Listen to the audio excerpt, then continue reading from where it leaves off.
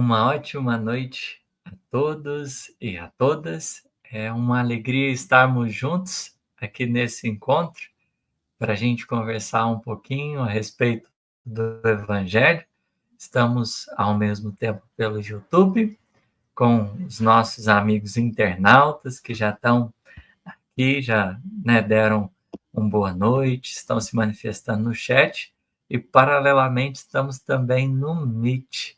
Aos nossos amigos e amigas que estão nos acompanhando pelo Meet também, a nossa alegria de estarmos juntos. É a primeira vez, que isso está acontecendo, mas esperamos que dê tudo certo e que não aconteça nenhuma eventualidade. Caso assim proceder, nos perdoem, a gente está aqui aprendendo. Mas, como a gente sempre procura fazer nos nossos encontros, nas nossas reuniões, vamos fazer uma prece para a gente criar um ambiente propício para as nossas reflexões da noite.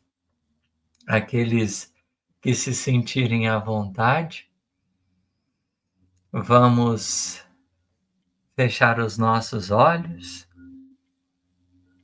e elevar o nosso pensamento a Deus.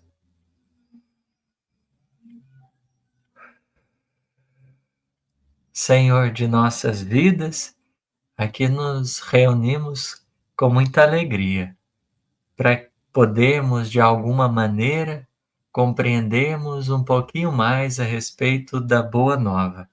Essa boa notícia que foi entregue à Terra, materializada na figura do nosso querido amigo Jesus. A Ele, rogamos o amparo e proteção para que esses minutos, ainda que breves, sejam para nós instantes importantes e profundos, que nos permitam alimentar as nossas almas de esperança, de paz e de entendimento. Tu, Mestre querido, que assim dissestes que não nos deixaria órfãos sobre o mundo, estendei o vosso coração amoroso às nossas almas nesta noite, e que encarnados e desencarnados, não importa onde estejamos, possamos estarmos conectados pelo fio invisível do amor que a tudo preenche e vitaliza.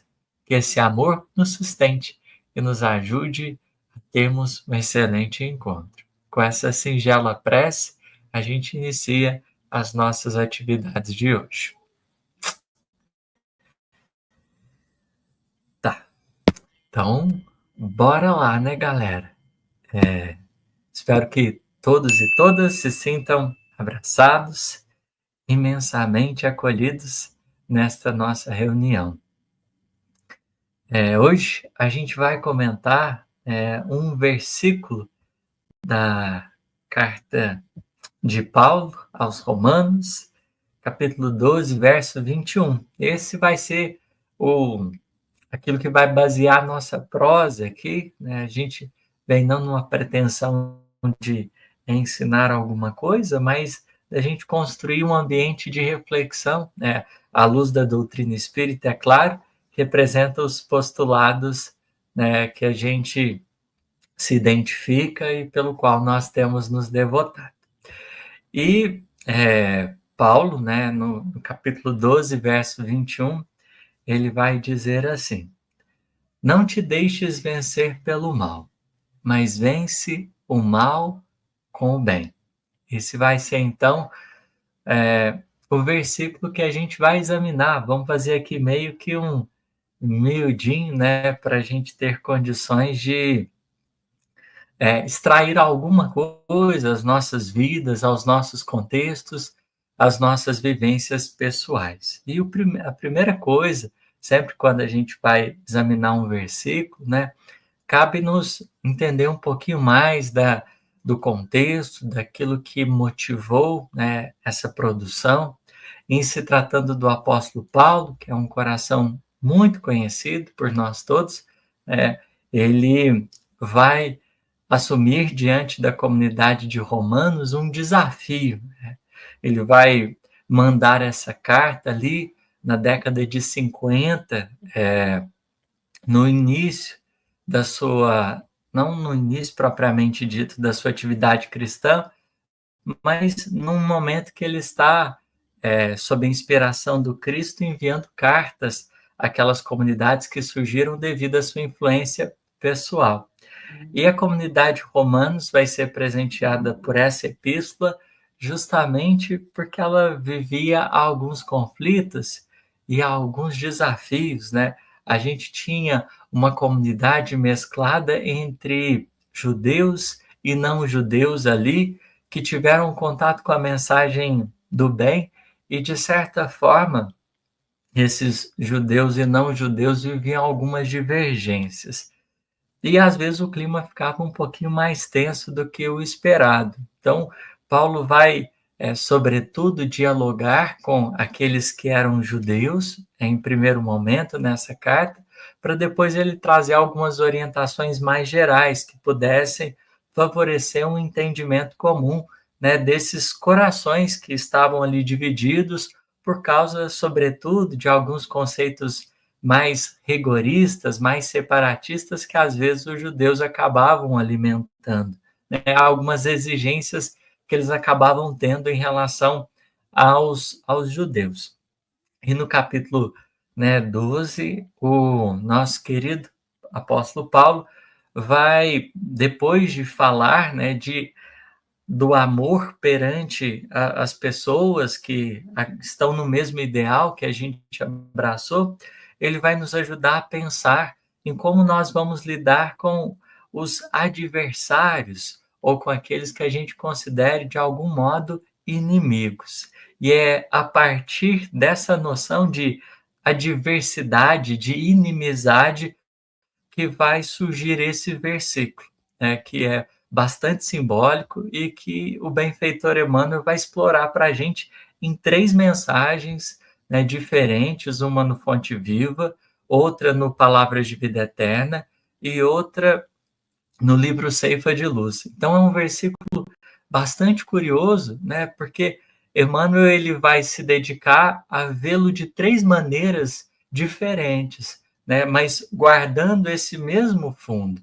Paulo está preocupado, sobretudo, como é que a gente vai lidar com essas situações que nos levam muitas vezes aos nossos limites pessoais e que a gente poderia debandar-se para algumas posturas, para algumas buscas, nem sempre tão saudáveis assim. E a primeira mensagem que a gente gostaria de tratar aqui, né, é do Fonte Viva, extrair um detalhe dela que para nós vai ser importante. Em que sentido? Emmanuel, nessa mensagem do Fonte Viva, ele vai comentar sobre vencer o mal com o bem a partir da natureza. Ele vai trazer a natureza para a gente, para ilustrar como que a gente poderia entender na prática essa superação dessas experiências mais difíceis, mais desafiadoras, que a gente considera um mal na nossa trajetória. E ele vai falar, por exemplo, de um temporal que vem e que acaba destruindo uma paisagem que até então estava consolidada, solidificada. E nesse momento que a paisagem é destruída, ele vai falar a respeito de todo um esforço que a natureza faz para reequilibrar-se. Então vem o sol e age, vem o vento, vem os pássaros novamente. Há um esforço benfeitor da natureza para se restabelecer. Mas o que é curioso aqui para a gente pensar? Nossa, mas Emmanuel ele vai para a natureza, que indícios de caminhos que ele estaria nos oferecendo. Se a gente leva em conta que a natureza é o livro perfeito da obra de Deus, a gente começa a pensar um pouco mais detidamente no assunto, porque os reinos anteriores à condição de homem, eles são regidos por um determinismo, vamos por assim dizer, por um determinismo como que absoluto, né? Tudo na natureza antes, da condição humana segue estritamente às leis divinas. Não existe nenhuma fagulha, vamos dizer, de distanciamento, porque não existe livre-arbítrio ali, né, nesses reinos anteriores, como Emmanuel vai abordar, e a gente pode olhar também no Livro dos Espíritos, né, na parte que Kardec vai discutir a respeito dos reinos, né, e da vida nesses diversos estágios. Então, Emmanuel ele vai trazer um exemplo, né, que representa o paradigma divino que está ali estabelecido de maneira tão singela e aparentemente, né, muitas vezes passa despercebido para a gente no nosso cotidiano, na nossa vida comum.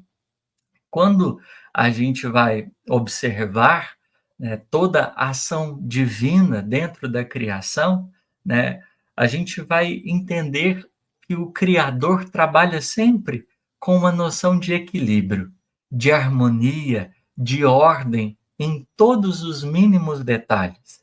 Uma marca registrada de Deus é que tudo que ele faz, tudo que ele realiza, caminha para essa destinação, né, harmoniosa, ordenada. Tudo se equilibra dentro do cosmos. Essa, né, é a impressão digital do Criador na criação. Só que, claro, ao trazer o espírito enquanto esse princípio inteligente individualizado, a gente tem livre-arbítrio. E, por assim dizer, é a partir do momento que a criatura humana surge, né, dentro da criação, é que a gente vai notar alguns desequilíbrios acontecendo. Que a gente vai aprendendo naturalmente a reger os patrimônios que essa alma possui ali a serviço da sua evolução, a serviço do seu progresso. Só que inicialmente parece um pouquinho mais complicado, parece um pouquinho mais difícil. Então, dos mundos primitivos, como Kardec vai bem nos dizer, aos mundos celestes, ele encontra um percurso onde ele vai aprendendo a administrar todas as forças que lhe foram conferidas. Porque tudo, né, que o espírito tem como ponto de partida, que Lázaro vai propor ali no Evangelho segundo o Espiritismo, né, obra de Kardec, a gente vai perceber ele falando sobre esses instintos enquanto a fomentação, né, das possibilidades e das experiências. Esse instinto que vai assegurar a vivência dessa alma que vai estar em evolução, vai tomar um corpo ali e vai desenvolver-se diante das suas experiências, né, que ele vai ter em diversos lugares, em diversas condições. Mas nesse sentido, né, pensemos, a esse espírito que foi conferido o livre-arbítrio, claro, não o livre-arbítrio completo, porque Kardec vai colocar em O Livro dos Espíritos, lá na terceira parte, que a liberdade ela é condicionada, né? A gente tem um espaço de ação tanto que limitado, sobretudo, levando em conta a lei de sociedade, que nos interconecta a todos como seres independentes. Então, uma coisa que acontece de um lado repercute no outro, e por isso, né, a gente poderia, de alguma maneira, considerar, né, que a gente não é tão livre assim quanto poderia. Só que, às vezes, nós acabamos por não ocupar esse espaço de ação tão somente o nosso, né, e a gente se introduz dentro de um campo de vivências e de experiências um pouco dolorosas, tanto para a gente quanto para os outros, porque todo desequilíbrio, fruto, né, dessas iniciativas humanas, ele vai ser restabelecido, né? Apesar da gente ter o nosso livre-arbítrio resguardado, a gente precisa convir, né, que a ação divina, ao conduzir as existências humanas, ela vai construindo um caminho de reconstrução, de reorganização. É a partir daí que a gente observa que, né, o Criador, na sua feição amorosa e sábia, ele vai deixando as marcas da sua atuação sobre esse clima de reconstrução.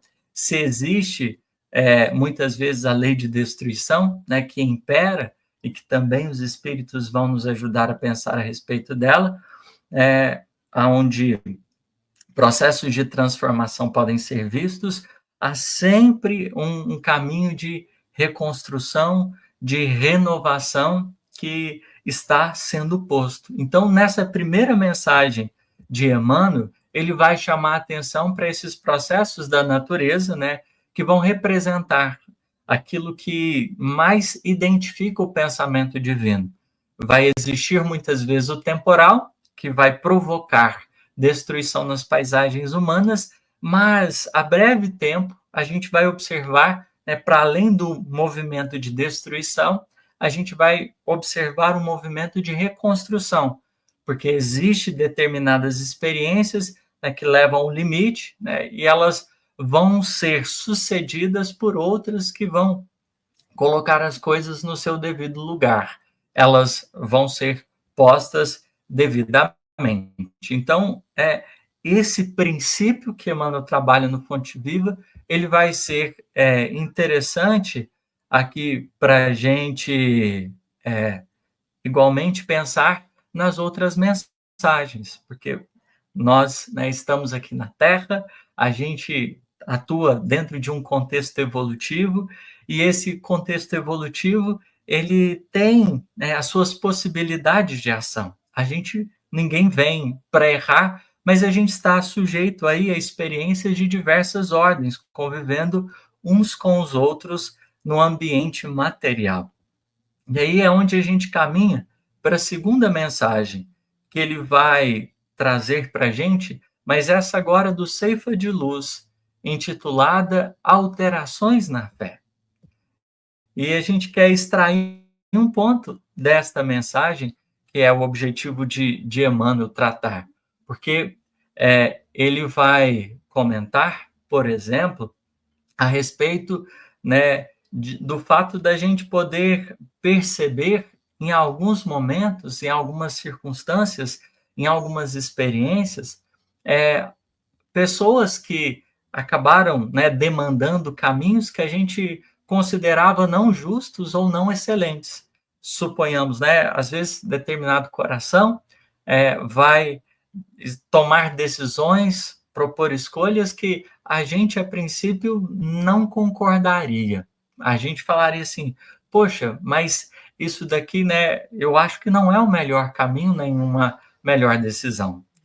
Naturalmente, a gente pode considerar que todo mundo, né, estamos vendo alguns comentários de pessoas que acabam não gostando de Emmanuel, a gente respeita isso, e democraticamente a gente está no espaço de estudo, de reflexão, então aqueles que às vezes não se afinizarem mais, né, tem toda a liberdade para pensar diferente, a gente não está aqui para impor uma visão, para, de certa forma,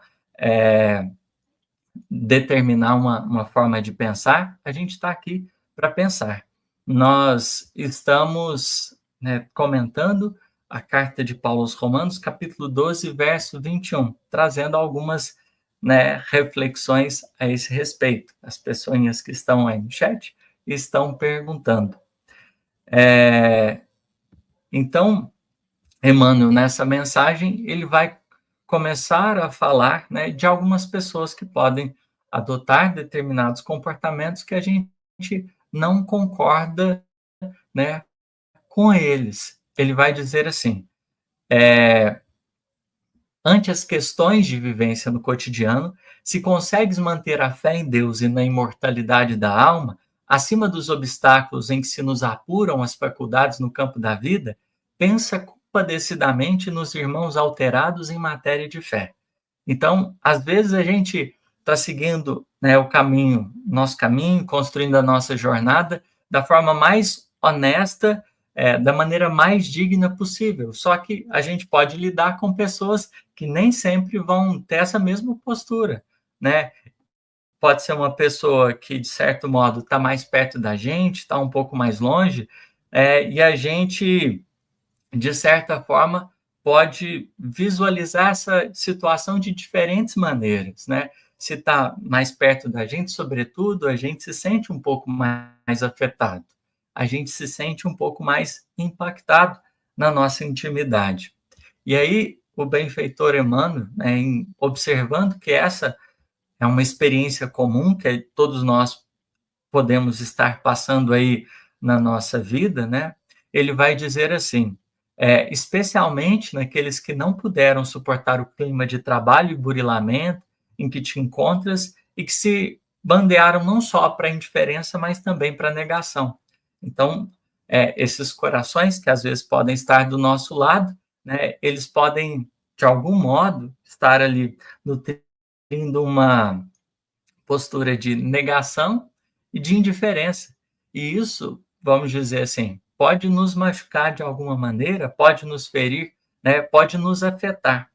É claro que, em considerando a lei de sociedade, a diversidade de pensamentos, de possibilidades, cada um vai desenvolver, né, aquilo que assim deseja, aquilo que pretenda, né?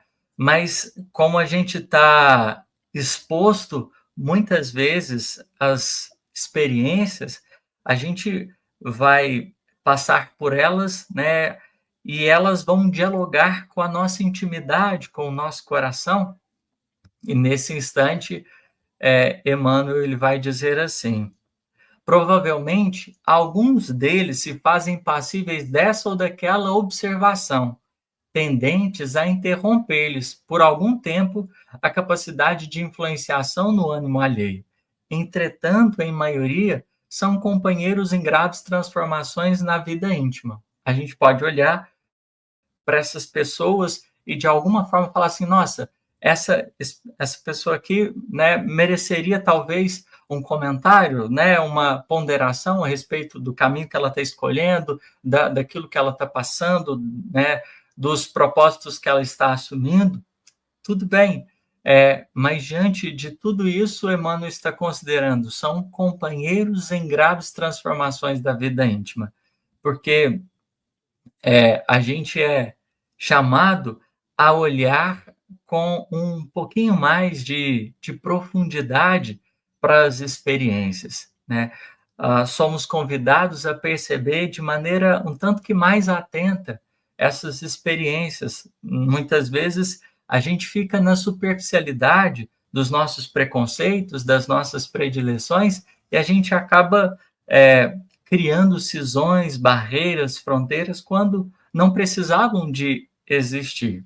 Então, ele vai falar de diversos cenários possíveis que, de alguma forma, podem falar de experiências que a gente já viveu ou vive, né? Já esteve por perto de alguma forma. E aí ele vai citar, em primeiro momento, a seguinte questão.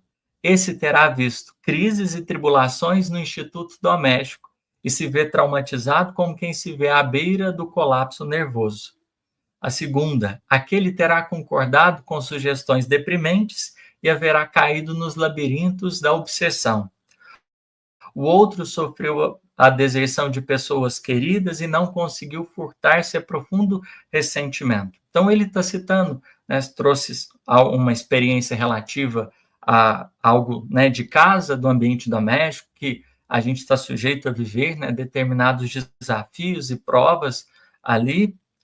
Ele fala, né, do caso de obsessão, vai falar sobre o abandono, né, que é acompanhado muitas vezes por um certo abatimento da pessoa que interiormente não consegue gerir e pode cair ali num ressentimento e, às vezes, enveredar-se para a culpa, né? Pode enveredar-se, perdão, a mágoa, o ódio, enfim, e tudo mais. Então, uma série de questões, né, que Emmanuel está trazendo aqui de corações que, de alguma forma, não conseguiram gerir com esses instantes de turbulência, com esses momentos de afetação. A gente precisa, né, considerar que são experiências comuns.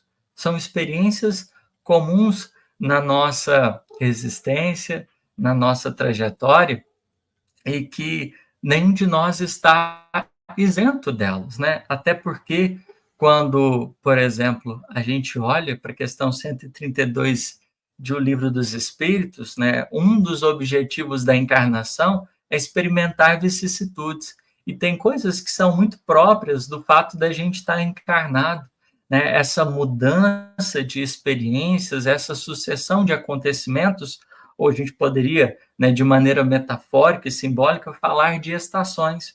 Às vezes a gente vive determinados períodos em que as experiências elas nos afetam mais de perto, né? E a gente se sente um tanto que fragilizado, vulnerável, e esse lugar, né, é um lugar comum das nossas almas, é um lugar comum dos nossos corações.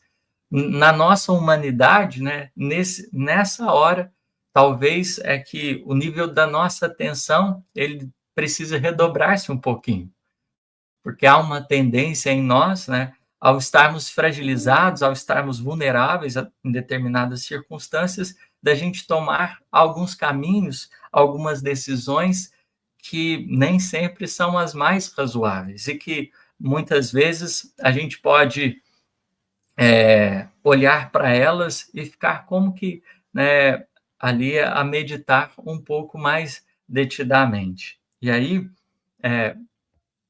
pensando na beleza do versículo paulino, que vai trazer à tona ali o sermão, né, da montanha, resgatando o pensamento de Jesus, quando o divino amigo vai trazer as bem-aventuranças e logo em seguida, nos ensinos que dizem respeito a Boa Nova, ele vai dedicar um capítulo, sobretudo, para lidar com essa questão dessas adversidades, desses infortúnios, dessas tribulações de toda ordem que a gente está sujeito a viver. E aí ele vai falar sobre não tornar mal por mal, sobre oferecer uma outra face, né? Aprendermos a gerir esse momento de vulnerabilidade que a gente se sente fragilizado de uma forma mais digna, de uma maneira mais honrosa. Porque a gente está construindo a nossa trajetória e no plano, né, da liberdade é preciso convirmos que utilizar dos nossos potenciais para colaboração, né, desse ideal de harmonia e de ordem que é o padrão divino, vai se tornar a nossa meta.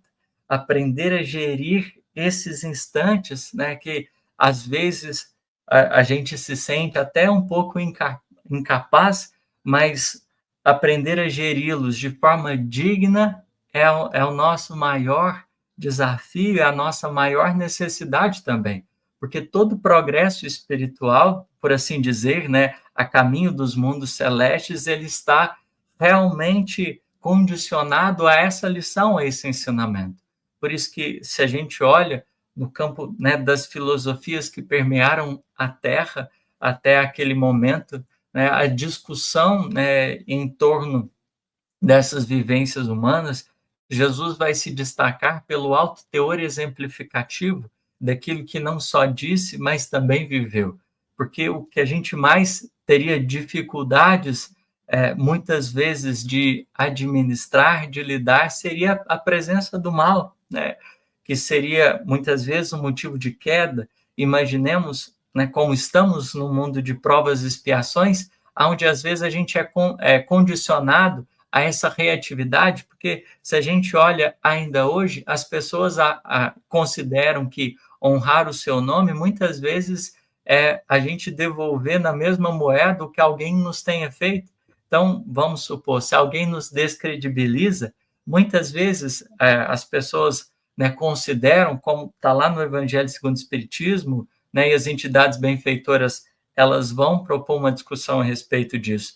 A nossa honra não é conservada em instante nenhum por aquilo que a gente possa fazer em relação aos outros, né, para mostrar o nosso valor, desmerecendo aqueles que estão à nossa volta. O nosso propósito, o nosso caminho, a nossa trajetória é da gente responder de maneira diferente.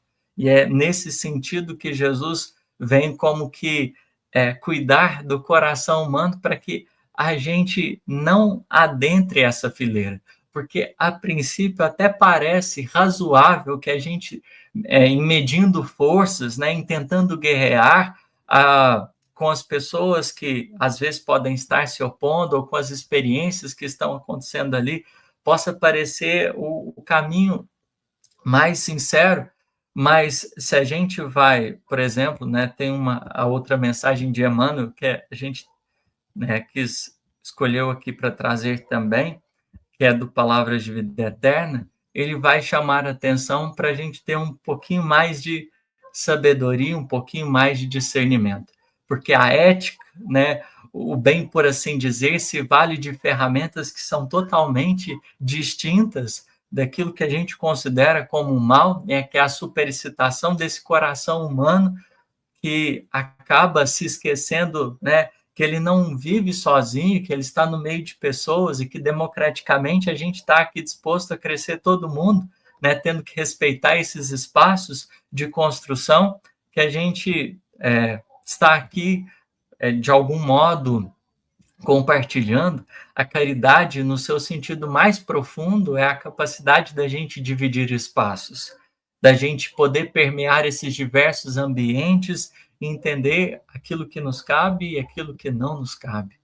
Então, Emmanuel ele vai comentando também esse versículo no livro Palavras de Vida Eterna, e mais uma vez reforçando a gente, ao trazer essa mensagem, ao trazer essa referência, não temos pretensão que todos concordem de certa maneira, né, com o que ele está dizendo. A gente pode refletir criticamente, não somos obrigados a aceitar, né, nada. O exercício da razão ele deve ser tido. O que talvez a gente deva tomar cuidado é só em desprezar o bem que alguém possa ter, porque a cristalização de uma imagem, né, e o preconceito que às vezes a gente tem em face do outro, ele não é um caminho muitas vezes interessante para a gente. Porque Kardec, por exemplo, nos ensinou a criticar. Sim, ele disse que a gente poderia ter senso crítico em relação às experiências e está tudo certo, né? Se a gente vê uma ideia que não está muito acertada, é isso mesmo. Só que ele colocou a necessidade, né, da gente fazer isso da maneira mais humana e mais digna possível, que se a gente se opõe ao bem, talvez aí a gente esteja denunciando a nossa condição ainda infeliz de uma pessoa que está menos preocupada com a verdade e mais preocupada com a sua verdade. E não é bem essa a proposta da doutrina espírita quando vai trabalhar de maneira muito honesta, para que a gente entenda um pouco mais o pensamento de Deus e a gente vá se equilibrando aí na nossa própria trajetória. Nesse sentido, o benfeitor Emmanuel ele vai considerar, comumente empregamos a expressão guerrear o mal como se bastasse nossas atitudes mais fortes para exterminá-lo e vencê-lo. Então, a gente às vezes, entende que é preciso guerrear o mal, né? É preciso acabar com ele. Sim, faz parte da lei a extinção de todos os desequilíbrios, como começamos trazendo no início da nossa fala. Só que a questão são os meios e os modos que a gente assim se dispõe a fazer isso. E ele diz assim: semelhante conceituação não é de todo imprópria, porque em muitas circunstâncias, para limitá-lo, não podemos dispensar vigilância e firmeza. Ainda assim, muitas vezes, zurzindo-lhes as manifestações com violência, criamos outros males a se expressarem através de feridas que apenas o bálsamo do tempo consegue cicatrizar. Então, ele vai chamar a atenção para essa questão, né, de como a gente se prontifica, porque, vamos dizer, como todos os espíritos estão fadados aí à evolução espiritual, a depender das suas escolhas, né, dos seus caminhos, a gente vai ter que se depurar pouco a pouco, né, das imperfeições que a gente esteja nutrindo. Nenhuma delas permanecerá. É da ação divina, né, nos tornarmos cada vez mais maduros, mais crescidos, mais discernidos em matéria de vida. A gente vai sendo convidado a cada dia, a cada momento, a essa atitude, a essa postura, e as experiências vão fazendo isso com a gente. Então, toda decisão que a gente toma que está distante desses pressupostos, ela pode até parecer valer para o momento, mas ela não se sustenta a longo prazo, tendo em vista de que a gente volta para reaver, a gente tem a necessidade de reparar, de perceber. É assim que Kardec vai trabalhar no Céu e Inferno, quando ele vai trazer no Código Penal da Vida Futura alguns alicerces para a gente avaliar a justiça divina. A grande questão, né, de todo o trabalho divino, de toda a ação de Deus, é para que, em errando ou acertando, essa criatura ela caminhe para a felicidade, né, para a sua perfeição moral. E nesse campo, a gente é chamado a nos darmos contas dos meios e desses caminhos que a gente escolhe e assim pretende. Então, ele vai ponderando aqui para a gente. Muitas vezes, uns índoles, as manifestações com violência, a gente cria outros males. Então, aparentemente, até a gente resolve um problema, mas aparentemente cria outros, vai se complicando em outras áreas, em outras perspectivas, e a gente criar, né, poder caminhar sem necessidade de ficar corrigindo, talvez seja aquilo que possa suavizar os nossos passos, a nossa trajetória. Se eu, muitas vezes, violento uma consciência, um coração, né, de que valeria isso para mim quando o tempo vai me chamar a rever o valor desse coração e dessa alma? Se muitas vezes eu faço oposição a esse ou aquela pessoa, de que me valeria isso se a breve tempo, né, as experiências vão nos chamando para um exercício de maturidade frente às circunstâncias? Não teria razão de ser quando a gente vai compreendendo esse pensamento divino que, né, a doutrina espírita nos ajuda a meditar com mais profundidade e beleza. Nós vamos entendendo que não se justifica, não existe motivos para a gente tomar essas posturas. Por isso que Kardec ele é tão ponderado, tão discernido, procura assim, de maneira inigualável uma fé raciocinada em que ele não despreza ninguém deliberadamente. Ele, de certa maneira, não estar preocupado, né, em se impor sobre ninguém. É tanto, talvez, uma das coisas mais impressionantes dele diante dos críticos, porque alguns disseram isso, disseram aquilo, e Kardec sempre com os pezinhos no chão. E a gente pode aqui, né, caminhando um pouquinho na nossa reflexão, pensarmos no próprio mestre, pensarmos na experiência benfeitora dele, do quanto foi para nós preciosa, porque se em um momento, né, ele fez questão de trazer instrução, olha, não, se alguém te constranger a andar 1000 passos, vai 2000, se alguém quiser o seu manto, dá também a capa. Jesus, que em um determinado instante, né, trouxe essa instrução, ele não se esquivou da exemplificação dela.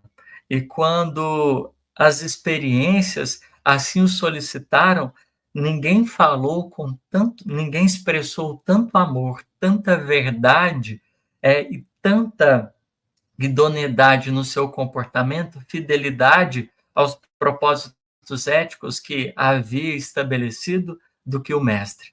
Porque mesmo tendo perto de si um traidor, não foi ele em nenhum instante um coração que violentou. E mesmo Simão Pedro, que de certa forma levantou a espada para cortar a orelha do soldado, e assim o fez, o Cristo que poderia ter abonado aquela experiência e dito assim, olha, vai nessa direção, é isso mesmo, me defenda.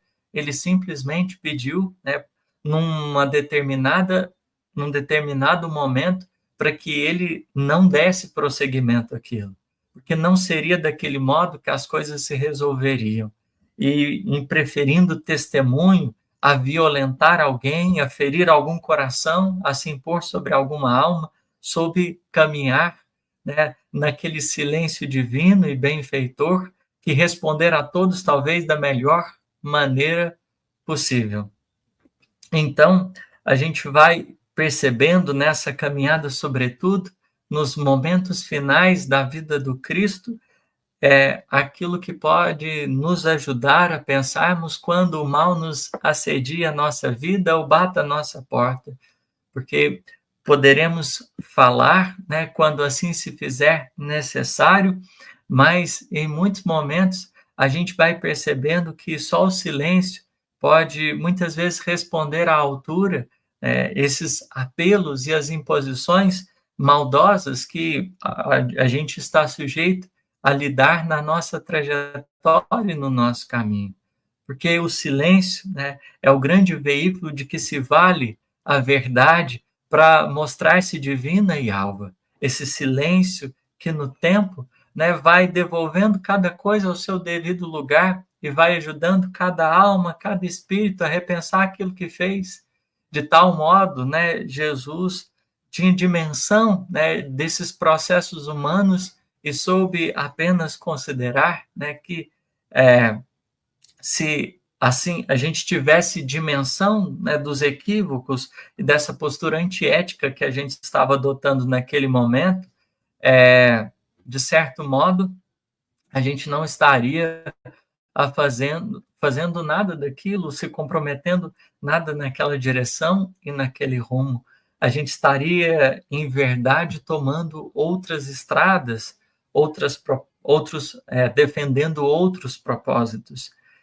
Ele, né, vai desencarnar devido às nossas a nossa crueldade naquele momento, a nossa insensibilidade, a nossa insensatez, mas torna, né, da vida espiritual para dizer em primeiro momento aos discípulos que o haviam deixado: a paz seja contigo.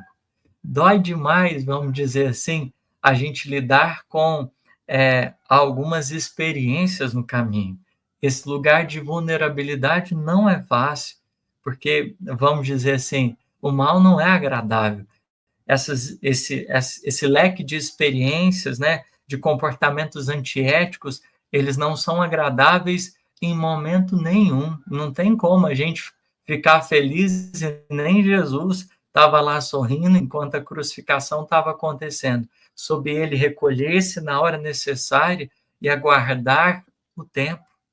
Aguardar o tempo. Então, fere, machuca e dói. Só que a pretexto de curar as nossas feridas, não cabe nos provocar outras, né? Ou ainda mais, estender a nossa infelicidade, mantendo a mesma disposição. A gente tem um rumo, tem uma trajetória, e por isso que o apóstolo Paulo, ele bem vai trazer-nos a perspectiva de que, olha, não te deixes vencer pelo mal. Ou seja, doeu o negócio, não ficou muito confortável, né? Não deixa, não vai no mesmo rumo, não vai na mesma direção, não permita, né, que o jugo, né, da escravidão, dessas posturas mais imaturas, elas encontrem morada no seu psiquismo ou estabeleçam aí, né, o seu caminho de ação na sua vida. Não faz isso, né? Mas vença o mal com o bem. A gente não precisa tirar o valor de ninguém. Todos os corações, né, têm a dignidade de poder estar aprendendo, de poder estar estudando, né, se percebendo. Nenhum de nós, né, é indigno do melhor. Todos nós somos dignos do melhor. E talvez seja o que mais a gente deva pensar nos tempos atuais, quando a gente atravessa essas horas, é que a nossa felicidade, para ser defendida, não precisa passar, né, por cima dos outros corações. A gente pode criar um espaço para a gente e para os outros, que as coisas estejam bem, porque é esse o caminho, né, que a lei divina preceitua ao mediar esses espaços, ao mediar as relações. Vai pouco a pouco, né, nos ajudando a amadurecer, a crescer, para que a gente possa entender o quão é necessário a gente abraçar o nosso compromisso com o bem, de fazer o melhor que a gente tiver condições, até mesmo por aqueles que possam parecer os nossos adversários ou se constituírem, entre aspas, no nosso inimigo. Nossa tarefa não é de combater nenhum coração, mas de assumir o compromisso ético, né, de ir superando as circunstâncias que às vezes se apresentem de maneira um tanto que complicada, né? E é por isso que a gente, né, já pensando na finalização do nosso estudo aqui da noite, né, que a gente faz sem nenhum desejo de considerar que é a melhor visão, mas é alguma coisa daquilo que a gente tem aprendido, né, tem procurado, tem buscado, mas que se de certo modo não servir, né, se aqueles que nos ouvem tiver outras visões, a gente considera muito digno o pensar diferente, ter outras buscas, né? Isso faz parte do exercício dialógico que Deus estabeleceu dentro da criação. Mas Emmanuel, ele vai dizer para a gente, o melhor processo de extinguir a calúnia e a maledicência é confiar nosso próprio verbo, a desculpa e a bondade. Então, se alguém está nos difamando, falando mal da gente, se alguém está nos atacando, a melhor coisa que a gente pode fazer, né? Se a nossa preocupação realmente é com a verdade, se o nosso intento realmente é de defender o que é melhor, né? É o nosso compromisso com o bem. Lembrando que Kardec vai nos alertar quando fala na escala espírita, né, é que os espíritos de terceira ordem, eles não têm nenhuma apreciação, não têm nenhum compromisso em apreciar o bem. Eles, né, votam-se ao desprezo a ele. E isso, né, é uma coisa que a gente talvez só precise tomar cuidado, porque as pessoas, elas guardam as suas complexidades, elas têm coisa a melhorar, mas a gente não pode desconsiderar o que as pessoas também têm de bom, porque às vezes a gente, né, nessa visão mais reducionista, infelizmente, a gente coloca as pessoas num exercício aí de imaturidade da nossa parte e acaba não construindo um cenário tão favorável, né, para o aprendizado, que todos nós haveremos de ter alguma coisa para colaborar em face da vida. Então, o que a gente mais vai poder fazer é desculpar, né, e apresentar bondade, porque esse é a forma de resolver, de devolver o equilíbrio àquela experiência que pareça um tanto que mais difícil. O recurso mais eficiente contra a preguiça é o nosso exemplo firme no trabalho constante. O meio mais seguro de reajustar aqueles que desajudam ao próximo é ajudar incessantemente. O remédio contra a maldição é a bênção. Os antídotos para o veneno da injúria são a paz do silêncio e o socorro da prece. Então, a nossa trajetória, o nosso caminho, né, vai trazendo para nós a necessidade de avaliarmos aí a nossa experiência, porque a gente não vai ter condição de cuidar da existência de ninguém se não ter a responsabilidade da nossa existência, de procurar o melhor, de fazer o melhor.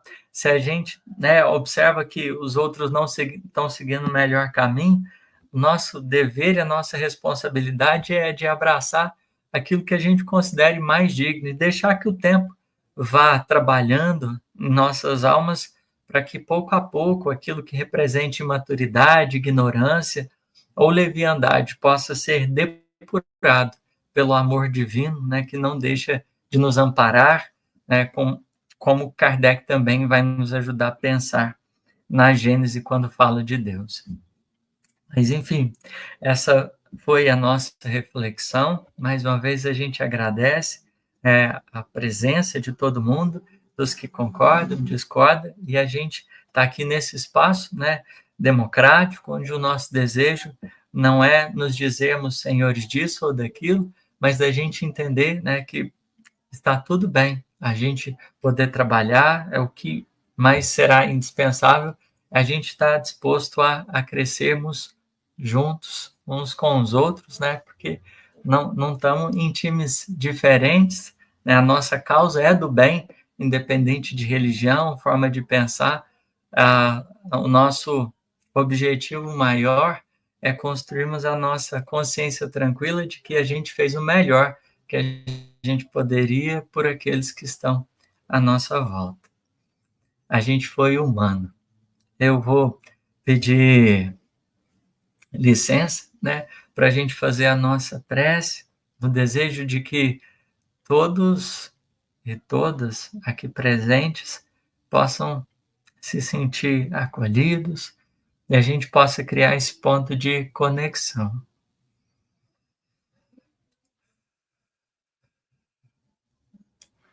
Senhor Jesus, eu estou aqui humildemente. Eu não tenho nada a oferecer, mestre. Sou apenas um menino que, diante das experiências da vida, tem tentado aprender. Mas eu reconheço, Senhor, tamanho da minha ignorância. Ainda falta tantas qualidades intelectuais e morais a serem adquiridas.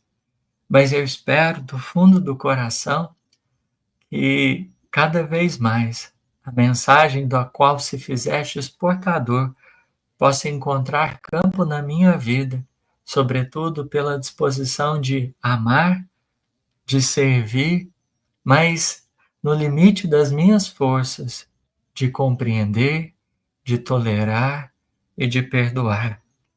Tu que sem máculas habitastes a terra e vivestes as experiências mais desafiadoras e soubestes bem exemplificá-las com a claridade da tua compaixão, da tua misericórdia e da verdade. Ensina-me, Senhor, em particular, a administrar as experiências difíceis e os momentos mais complicados com a mesma dignidade, ou pelo menos caminhando na mesma direção. Eu ainda trago imensas necessidades reparatórias, e bem eu sei que não sou a pessoa mais compreensiva e mais justa, mas estamos aí, mestre. Se o Senhor puder, não nos abandone e nos ajude a caminharmos com alegria para reconhecermos o que precisa ser melhorado, entendemos também aquilo que de bom já trazemos. Cuida de todos esses corações que estiveram conosco. São também almas a que tu tens o trabalho de conduzi-las aos braços divinos do Criador, a esse seio amoroso e fraterno. Que o Senhor possa iluminar a cada um diante das suas necessidades e diante das suas buscas. A felicidade é um patrimônio comum a que todos nós almejamos, e eu espero que todos esses corações possam ter sempre os recursos indispensáveis para construí-la da melhor forma possível, da forma mais digna. Seja com todos nós, sobretudo nos instantes mais ásperos, para que a dor e a injustiça não nos façam turbar, mas a gente siga devagar, mas sempre, tentando levantar os nossos joelhos desconjuntados e às vezes as nossas mãos cansadas, para trabalharmos em nome do amor e da verdade, que a gente considera o mais justo caminho para que a gente tenha paz e seja feliz. Muito obrigado, Senhor. Que assim seja.